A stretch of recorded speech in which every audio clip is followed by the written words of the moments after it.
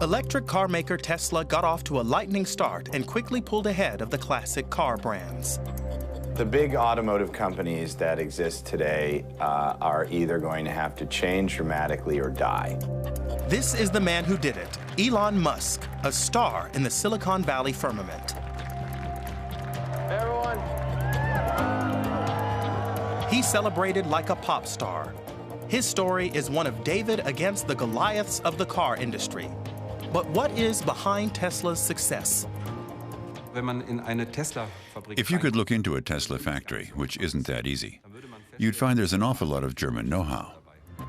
And in Silicon Valley itself, we hear another story. Losses running into billions, chaos in production, and stressed out employees. Your body kind of just gives up doing the exact same thing for 12 hours a night. How long will Tesla's lead last? All the car makers are gearing up. Tesla's rivals in Germany are playing their cards close to their chests. How dangerous are they? The shock has passed and German companies are closing fast.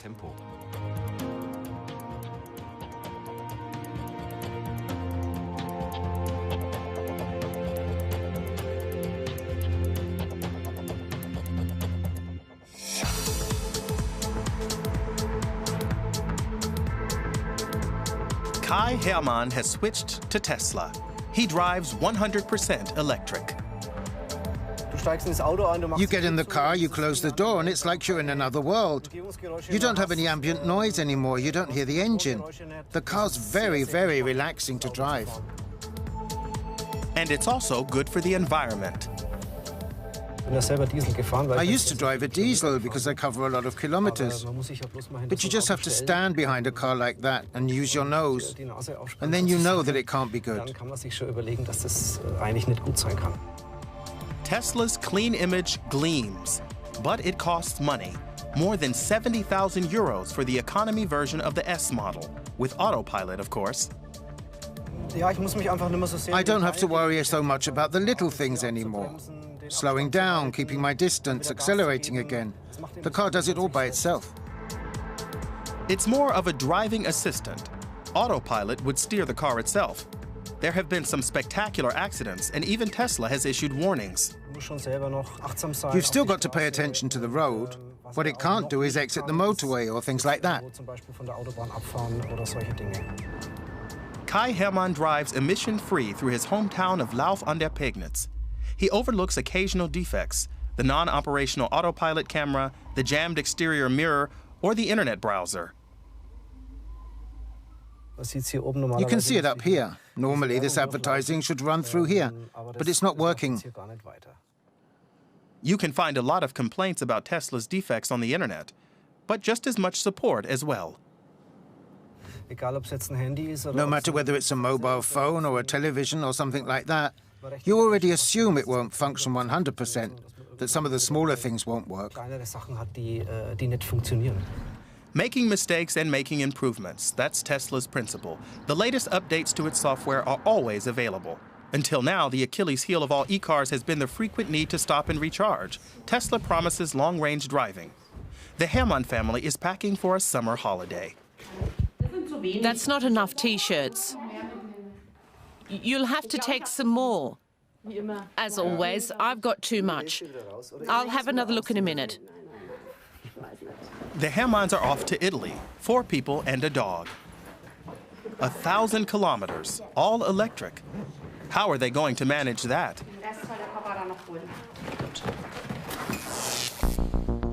Tesla has made the e-car an object of desire.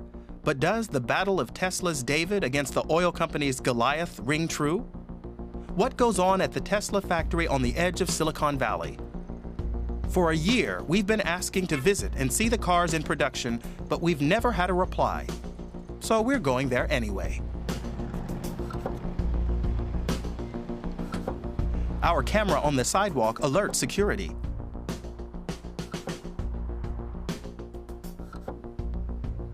They say no recordings or interviews and tell us to leave.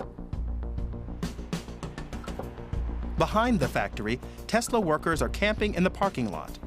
A remarkable picture by German standards. Hello. May we talk to you? We're from German television.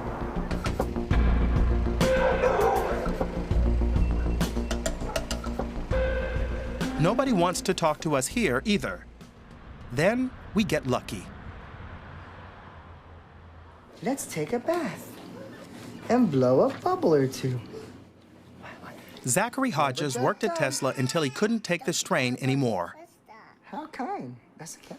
He didn't want to put himself and his family's future at risk any longer. He is probably the reason why I decided to leave Tesla. So he was growing. His mom got pregnant right around the time I got hurt. At first, Zachary was totally enthusiastic about the Tesla story and eagerly joined in. The company video shows the production line in the best light, but he remembers the factory differently. The factory is huge, though, from one side to the other. Everything here looks a lot brighter. It definitely looks cleaner than I remember it. I actually showed the robot I worked on every single day. That's the cleaner part. Right before that's the dirtiest section that, not surprised they weren't showing that on there.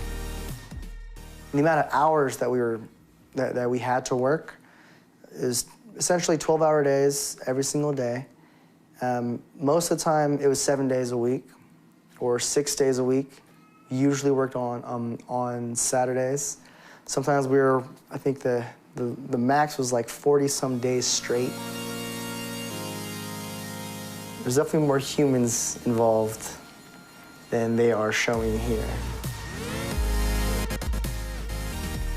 At some point, his body could no longer withstand the constant strain. Repetitive work injuries is probably the most common thing. Your body kind of just gives up doing the exact same thing for 12 hours a night. The Health and Safety Authority has also recorded a whole series of accidents at Tesla.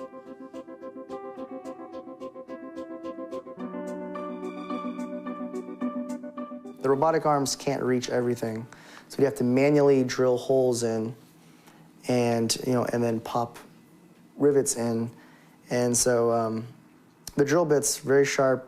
They die out in about 2 cars, so probably about a couple of minutes. So I was 12 hours a night, putting my entire body weight to drill holes into the car. I think it was like 21 holes, and you had to pop in. And then actually, that didn't actually, I think I was just wiping a car down with a cloth, and then my arm gave out and my back gave out. For months, he was unable to work, and even now he still needs physiotherapy. How does that fit in with Tesla's own glossy story?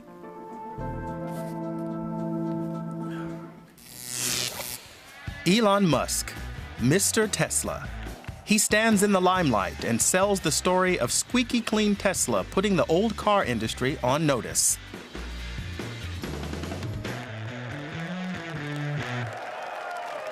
Hey, everyone. He knows how to present himself, but he still refuses an interview. Elon! Right here! Come on! Elon! He has a huge fan base. Is it justified? We tracked down an old friend of his.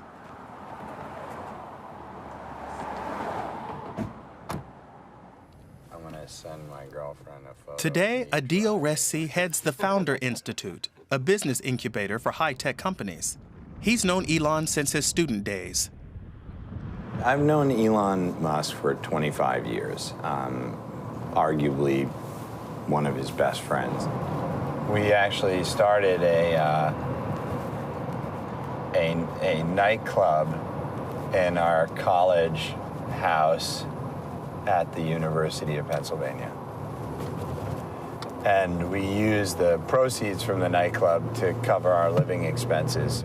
High-tech, an entrepreneurial spirit, and a desire to make a profit. All this falls on fertile ground here. Here we're going to Sand Hill Road.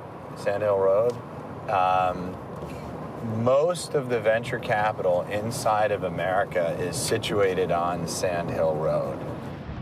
Most startups fail, but if they succeed, it's mainly here in Palo Alto in Silicon Valley.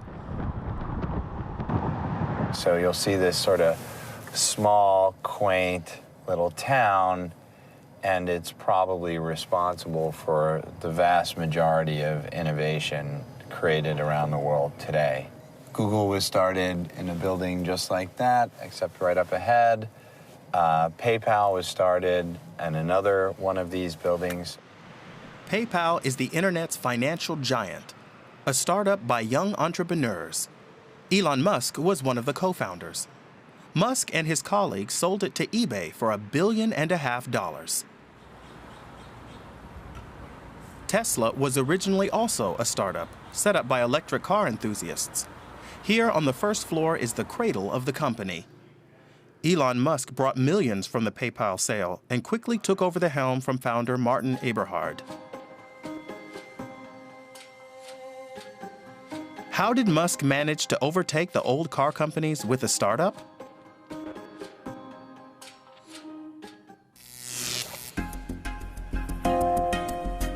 Stuttgart-based innovation consultant Oliver Greiner has a surprising answer.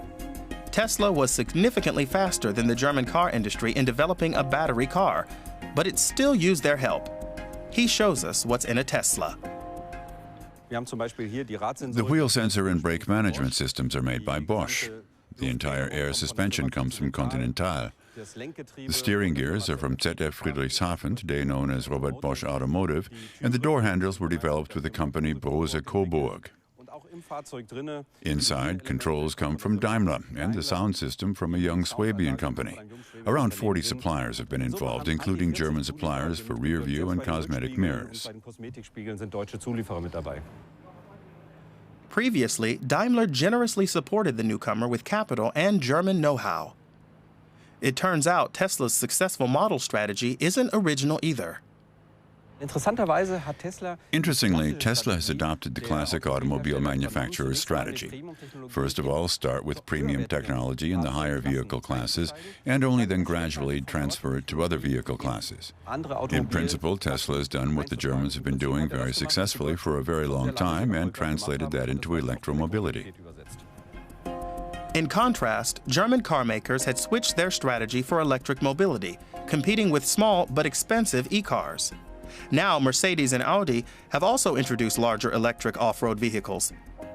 And Porsche is directly challenging Tesla's successful S model.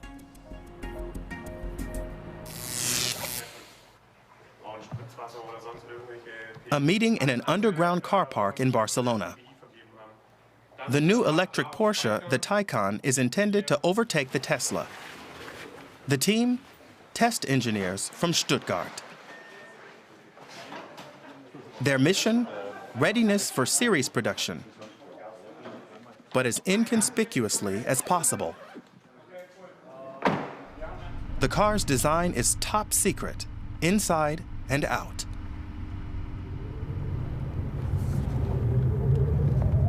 Chief engineer Robert Meyer always keeps an eye on the competition. Secretly, all the car makers are feverishly working on electric cars. The competition for the future of the e-car is in full swing. We don't want to talk a lot about the styling of the vehicle's interior yet, so we won't show our competitors our new ideas too early.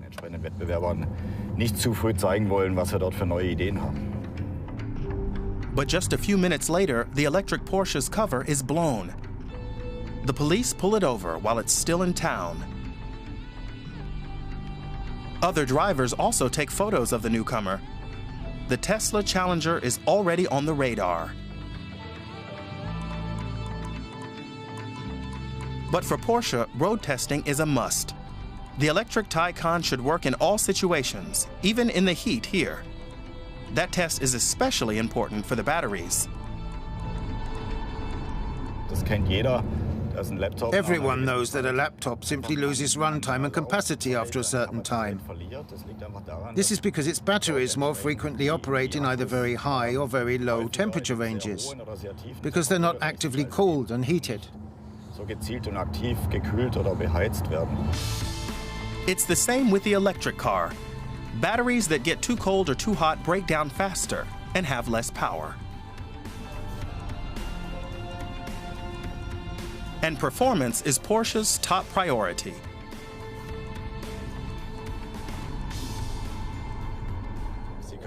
You can accelerate the vehicle from 0 to 100 10 times in a row with the value we specify, and that will be a very good value. You can accelerate from 0 to 200 4 times in a row without any loss of power at any point. The engineers at Porsche are sure they can surpass the Tesla. And they also want to beat the Americans in terms of quality.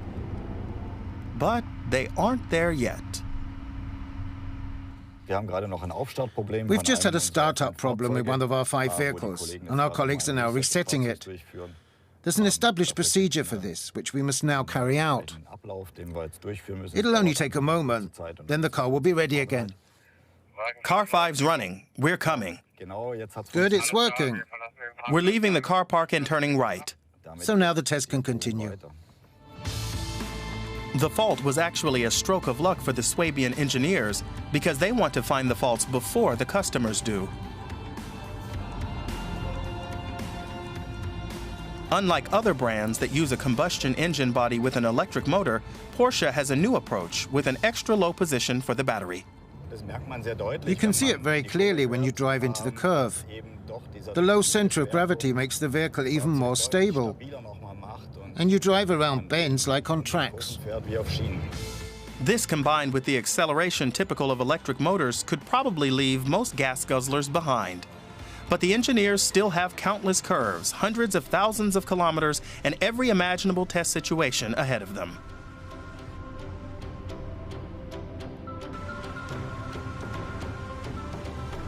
In less than a year, they want to beat Tesla in the sales room too, even though the Porsche is likely to cost around 20,000 euros more.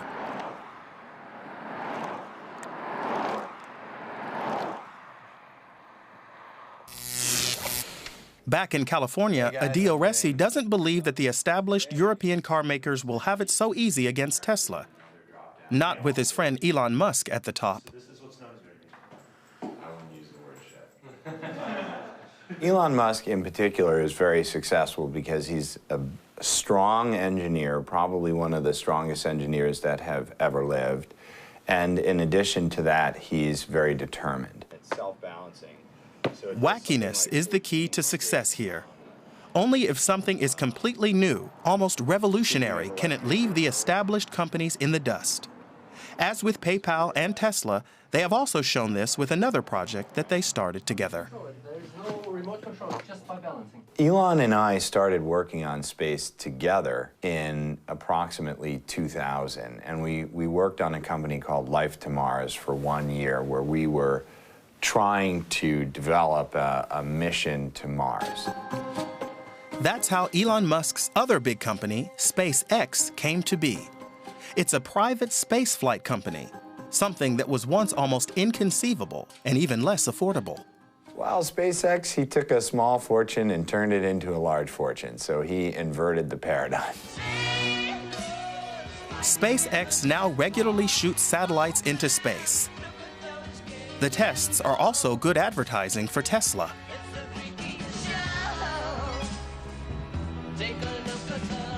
To cut costs, Musk recovers the missiles, which is new, but his vision goes much further. We need to be a multiplanetary species. It is our manifest destiny at this point to have a sustainable, ongoing colony or civilization off-planet. And then if you look at the planets in our solar system, there is literally one that makes sense, and that's Mars. But Musk has great plans on Earth, too. The Hyperloop is a high-speed traffic network of tubes based on the same principle as the pneumatic tube. In this case, the pods will be self-powered. Musk has already had students from all over the world working on them, most from Germany. There is a lot of activity here at Munich Technical University's prototype workshop. Dozens of students are competing against 20 top universities from all over the world. The team that comes up with a Hyperloop the fastest wins. How much we're learning here? It's indescribable, incomparable, totally unlike a semester in a lecture hall.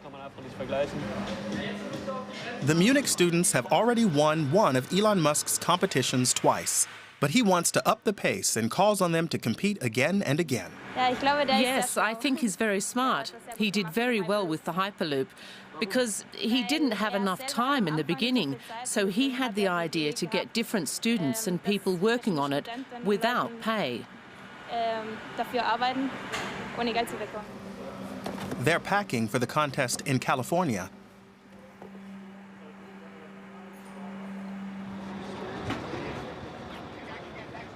The competition of the top universities has begun. The students from Munich are working under high pressure, making the final preparations on their module in the testing tube. Musk gives a speech that fires them all up. We've seen student teams come from here and create companies, and I think that's really what we want to try to encourage. Is like try different ideas, create new organizations, try to make the future a really interesting place. The race itself will barely last 10 seconds, but will give a verdict on months of hard work.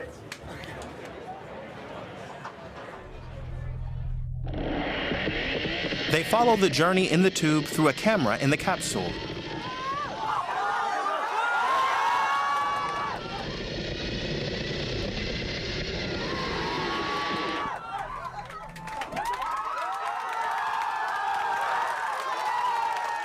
...467 kilometers per hour, a new record. Munich has won. German know-how for Elon Musk, and a handshake from the billionaire as a thank you. He was there with the children and watched with us, cheered with us. That was actually quite spontaneous. The budding engineers admire the idiosyncratic company boss and imitate his way of working. Our deadlines are very difficult to meet, and we rarely do meet them. We tend to finish later. But this way of working forces virtually everyone to work at full tilt, always doing as much as possible. This is a good example. In the week before shipping, the two electronics guys who programmed the whole control system slept 8 hours in 5 days. In 5 Tagen 8 Stunden geschlafen. Barely achievable goals and constant pressure. Is that the Musk system? Stretch the entire thing out. Zachary Hodges has experienced the permanent stress in the Tesla factory. He got sick and feels abandoned. Yeah, they're blaming us for getting hurt, knowing that they basically work us until we're almost dead every single day, and then blame it on us. It was a victimization that it didn't sit right with me. It was a kind of a terrible feeling to feel that way. He's unwilling to believe the glowing Tesla story anymore, even though Tesla says it took note of the situation and changed the workflow. You know, when you first get in there, they treat you, you get all excited that you're part of something, and then you see how expendable you are as the factory worker when you get hurt. Zachary's left Tesla, and he's not the only one.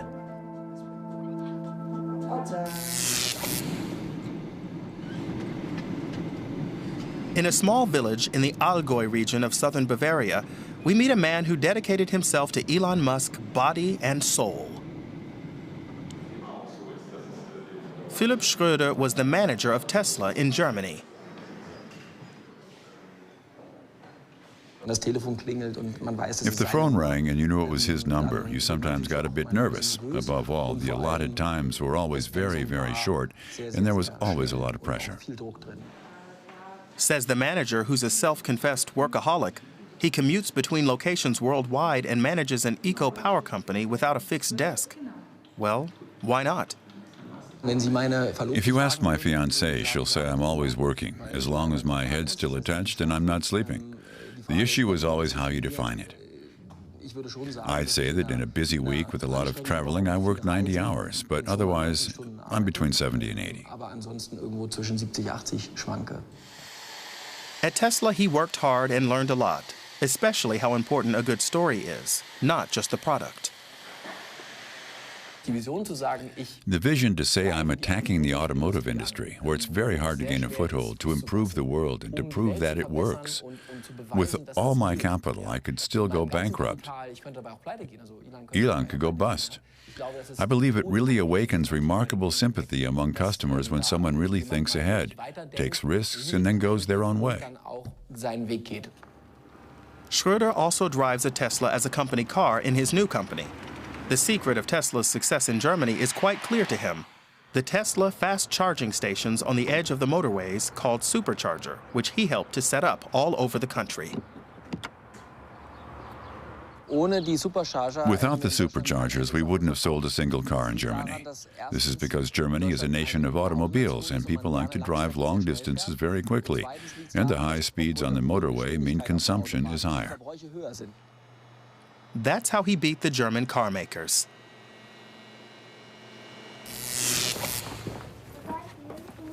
All set for the holidays. The Hermanns are off to Italy. When they bought their Tesla, the supercharger network convinced them.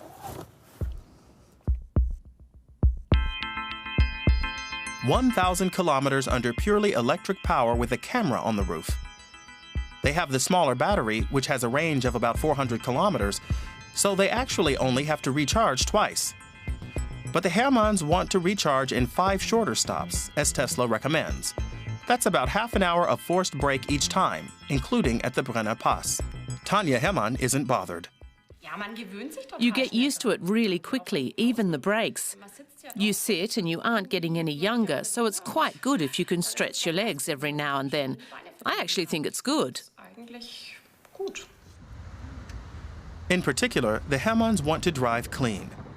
Thanks to hydropower, they are still a rarity here in the mountains because an e-mobile is only as clean as the electricity it's charging with. Disaster. We made the mistake of driving on a Saturday, and that, of course, is the day when everybody's traveling. We left at 3 o'clock in the morning and thought we might have the worst behind us, but it was a disaster. Stop and go, just stop and go. The vehicle's long range calms their nerves. But the bigger the battery, the worse it is for the environment. A battery consumes a lot of electricity and reduces the climate advantage. So it could still take a long time until the electric car overtakes the combustion engine in any environmental comparison. It's obvious that something like this makes headlines, especially with Tesla. Another production problem. An electric car battery today has materials that are mined in countries that sometimes have questionable environmental standards and occupational safety. Batteries contain cobalt, which mainly comes from the Congo. And we mustn't forget that, first, these countries are also tightening their standards due to pressure from the car industry. And second, these materials are being used less and less. Tesla assumes that today's batteries use only a third of the cobalt used in the batteries it originally developed. The Hermanns are hoping for further improvements in environmental protection. They see their exhaust-free electric car as a step towards clean driving and want to be part of it. Even though with traffic jams and refueling stops, it took them 17 hours to cover the 1,000 kilometers, and they ended up pretty frazzled. We were exhausted, but we were given a great welcome with dinner on the terrace. It was a bit cool that day, but it was very nice to be received by the family there.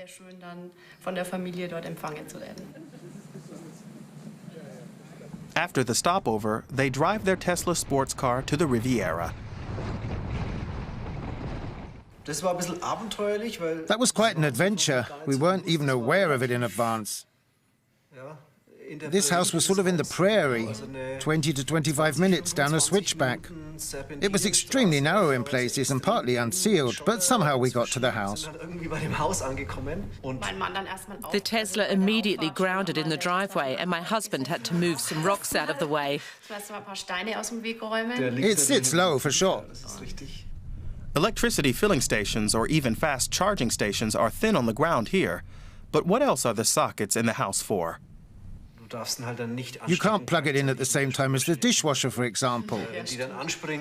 For example, when the dishwasher starts up, it could blow the fuse. So being in Italy is still quite an adventure. But nothing was going on overnight anyway, so we plugged it in the evening and unplugged it the next morning. And then we had enough. With no time pressure, it isn't a problem. In the end, they have a relaxed holiday with their e-car. Whereas at Tesla, summer 2018 is anything but relaxed. The new small Model 3 is supposed to conquer the mass market. Hundreds of thousands of customers have pre-ordered it. But production is running much slower than planned, and there are new problems in the factory all the time. Elon Musk puts on a brave face and turns the first delivery into his own show. Over the next 6 to 9 months, he jokes about the production problems. And frankly, we're going to be in production hell. Welcome. Welcome to production hell. Laughter from the fans. But Zachary Hodges actually went through Tesla's production hell. He describes one incident. I remember one time we looked up and we're like, that car's not supposed to be doing that. And the robots got confused. And that was one of the times we had to ship the parts from Germany. We were out for quite a while because the two arms collided themselves in and smashed the two body parts together and ripped off one of the arms. So that was a crazy thing. Luckily, no one got hurt. That's exactly what Tesla has been having so much trouble with over the past few months. Programming that level of automation, which assumes that hundreds of robots have to interact with each other, is no trivial matter. The solution to many of these problems will apparently come from Grohmann, a global market leader in automation. Tesla also relies on made in Germany in car and battery production. If you could look into a Tesla factory, which isn't that easy, you'd find there's an awful lot of German know-how involved. On the one hand, Tesla has recruited real specialists, partly from established car manufacturers. On the other hand, Tesla has taken a very close look at which suppliers from Germany they can use. The Americans bought up Grohmann straight away.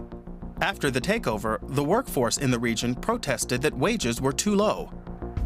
With the help of the IG Metall union, they have got largely what they wanted, unlike in the United States. During a meeting where Elon was there, one person had the courage to say, yeah, we're all doing great. Are we going to get a union soon?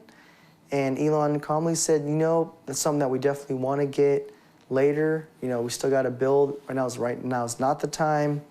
Broke it down money-wise, what would make sense. You know, he was very persuasive on that. The person who asked that question, we never saw again.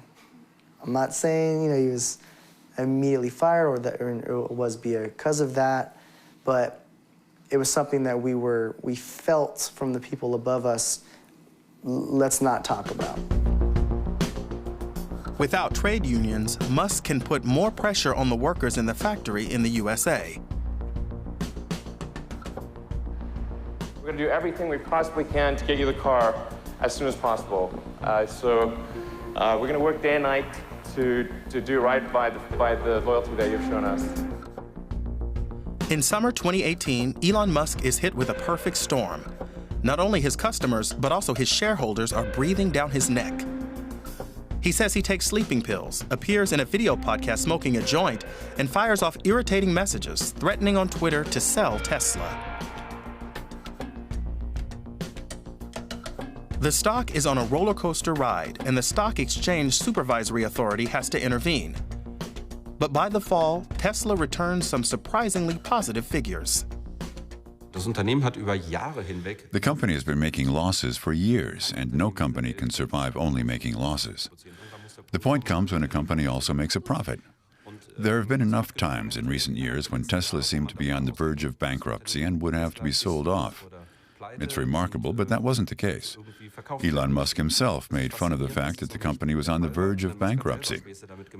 Personally, I assume that this is what they have in mind for the future, simply because the technology is now there, the customer base is there, the vehicles are now available in the mass market. That means the company will also have the opportunity to make profits in the coming years, something that is sorely needed.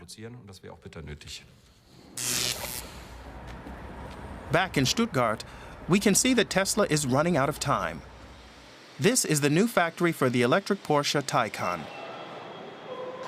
For project manager Stefan Weckbach, setting up production is just as important as the development of the electric car. They can develop the most beautiful thing in the world, but if they can't really produce at the necessary level of quality, it doesn't make sense. With 100 years of experience in car manufacturing behind them, the traditional brands are now aiming to catch up and play to their advantages, not just in automation. We have a team with decades of experience in sports car construction, and we will transfer this experience, this quality, to the Taycan. The pre-series production of the electric Porsche is so far top secret. The project manager and his chief engineer meet here regularly. They also want to beat Tesla in production, not just on the road. They have solved many problems in the Taycan by now, but Chief Engineer Robert Meyer won't rest. In the last phase, before the pure start of series production, we are to a large extent dealing with software optimization. The systems today are very strongly networked, so it's really important that we can analyze and optimize diagnostic or error memory issues. We managed to do that even from Spain.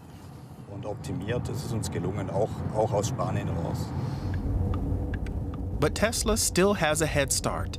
Its network of fast chargers. It took a long time for the German car industry to react. In the future, the new consortium Ionity is supposed to make recharging as fast and convenient as with the Tesla. The Germans may be late, but now they're faster. This vehicle is going to be the first to travel on 800 volts. That will cut the charging time almost in half. I think it's the big game changer. The Taycan will be the first to use a charging capacity of almost 300 kilowatts. Faster charging, faster driving, faster construction. Is this the key to success?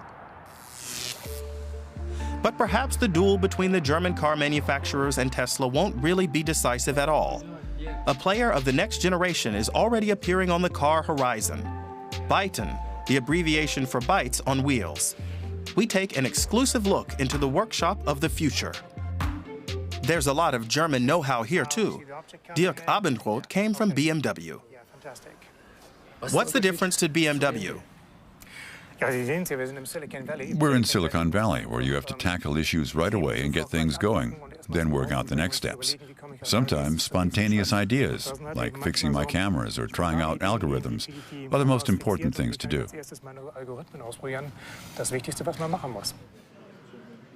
Dirk Abendroth is not the only one. Many in the Byton management team come from German car companies. The bosses with the biggest capital come from China. Here in Silicon Valley, they can take advantage of young talent and the high pace of development. The really hot topics end up here on the table where 3 or 4 of us make the decisions. Not a big committee or senior executives. We simply bring together people who can contribute, so the decisions are made here, even sensitive topics. They're completely rethinking the electric car. What are you doing right now? At the moment, we're looking at the instrumentalization, the different camera views that the vehicle makes available to the driver. It's about autonomous driving with lots of entertainment. So the front seats here can soon be turned to face backwards as well. One important concept that we're tackling at Byton is the lounge theme. I like to call this the moving living room. It's not just about driving dynamics. It's about developing a good sense of space. I don't drive a sports car, I actually drive a vehicle that allows me to feel comfortable. It's about perception, this whole issue of user experience. And I think what's clearly changing, even with traditional vehicles, is that driving alone is no longer the only point. Goran was previously with Tesla.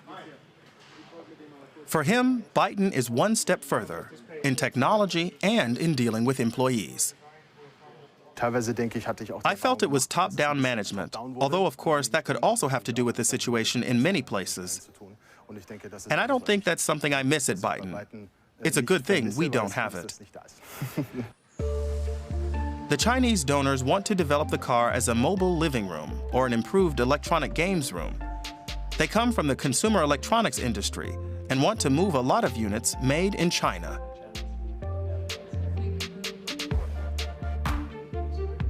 Tesla is no longer a hunter here, but the hunted. Elon Musk's friend admits. Tesla is an old company right now. The difference that a lot of its stuff is a little bit antiquated, but they are keeping abreast with trends. Tesla is not the only solution for the Hermann family either. Tanya Hermann is looking for an electric replacement for her VW Golf station wagon. But the Tesla Model S is too big and too expensive for the city, and the new, smaller Model 3 does not convince the couple either. So far, no decision about a new car has been made, because the Optimum that I envisage is not yet on the market. They prefer to wait, because new, tempting offers are emerging. It says the price, including battery, is between 16 and 20,000 euros. This is the sort of deal people will go for. Whether new or established car brands, the e-mobile is becoming cheaper, better, and more versatile worldwide. The times when Tesla could just pull ahead of traditional car brands are over. We have a very exciting race, and I'm curious how this neck-and-neck race will be judged in 4 or 5 years. I'm confident that by then, the Germans will be quite far ahead. In the end, Elon Musk's Tesla will soon be just one of many.